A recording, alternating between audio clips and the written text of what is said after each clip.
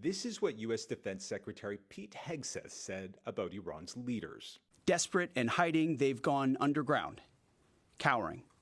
That's what rats do.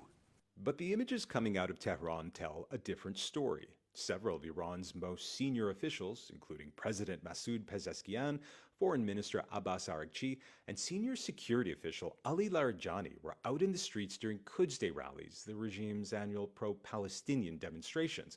Now, Tehran is trying to project something very deliberate, that despite the extraordinary military campaign by the United States and Israel, the regime is still intact and unafraid. The power of perception is something the Islamic Republic has long used to its advantage. It knows if the leadership looks shaken or divided, it risks emboldening enemies abroad and opponents at home. Secretary Hegseth also said this. We know the new so-called not-so-supreme leader is wounded and likely disfigured. Now, we have no independent way of verifying whether Iran's new supreme leader, Mujtaba Khamenei, was injured in that strike that killed his father. We still haven't actually seen him, and all we've got so far is a written message read out by a newsreader on Iranian state TV. So until he appears publicly, that absence will continue to fuel speculation. Still, while Iran tries to project strength, its strategy has never been about winning a conventional war. Its leaders know there is no competition with American and Israeli air power.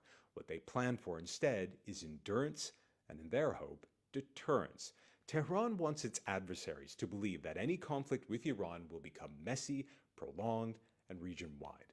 That explains why we've seen attacks on several Gulf states, why the Strait of Hormuz has been cut off, and why Iran continues to fight back. Tehran's leaders are trying to impose such a heavy political, economic, and regional cost for this war that the United States, Israel, and their partners would think twice before ever targeting them again. In other words, they hope to achieve deterrence through pain. It's a risky strategy, but from their perspective, if Iran cannot defeat its rivals militarily, it can try to make the cost of fighting them so high that they won't consider doing it ever again.